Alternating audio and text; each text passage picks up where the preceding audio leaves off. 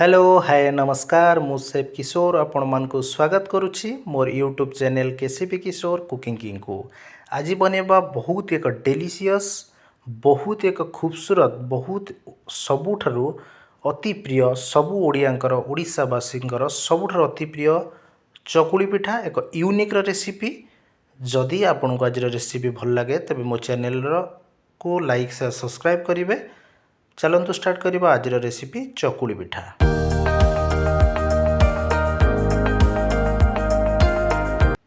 चकुली पिठा बनवाई देखो मुझे बिरी अरुआ राइस बा अरुआ चाउल एवं बिरी नहीं। चकुली पिठार बैटर बनवाई मुझे देखो यही बाउल हिसाब से मुझे 2 बाउल राइस अरुआ राइस एवं गोटे बाउल बिरी नौ से क्वांटिटी आपड़ ने जी क्वांटिटी आपड़ दरकार। चकुली पिठार संपूर्ण बैटर रेसिपी आपको आउ थे भी कहीदे ये जो बाउल मुझे कप्रे आप ने अरुआ राइस क्वांटिटी आपड़ जब 2 बाउल बा 2 कप ने गोटे कप बा गोटे बाउल आप बिरी ने आप जो दिन बनइबे ता पूर्व राति पानी रे भिगेकी रखिने। एबे देखंतु बैटर को मुझे प्रस्तुत करी नहीं। बैटर को पूरा पानिया बा पतला करेंगे ना ना चकुली पिठा आपणकर भल हम ना। से आम स्वाद अनुसार लुण नहीं नवा। बैटर कंसिस्टेंसी भी रहा दरकार जी आमर गाढ़ा बा तार जी कंसिस्टेंसी रहा दरकार ना चकुली पिठा भल हम ना। एबे देखंतु आम गैस ऑन करने सहित एक नॉनस्टिक पैन नहीं।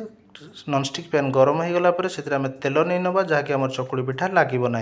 बैटर को आम नहीं नवा भल भाव राउंड करी नवा। देखो यही भाव में बुलाई नेबे।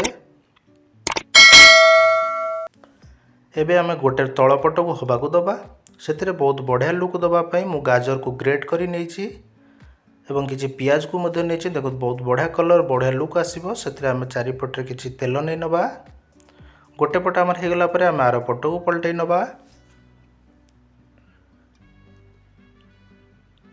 बहुत बढ़िया भाव में देखंतु बहुत बढ़िया भाव में आमर चकुली पिठाटी प्रस्तुत हो जाइए। एबे ताको आमे गोटे प्लेट को काढ़ी नवा।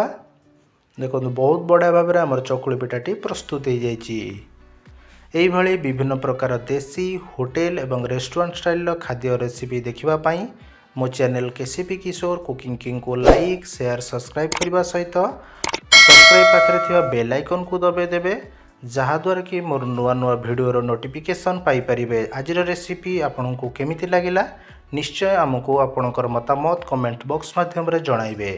आज रेसिपी जदि आपको भल लगी तेबे आज रेसिपी को बहुमात्रा लाइक शेयर सब्सक्राइब करने सहित मोर चैनल को मध्य सब्सक्राइब करें।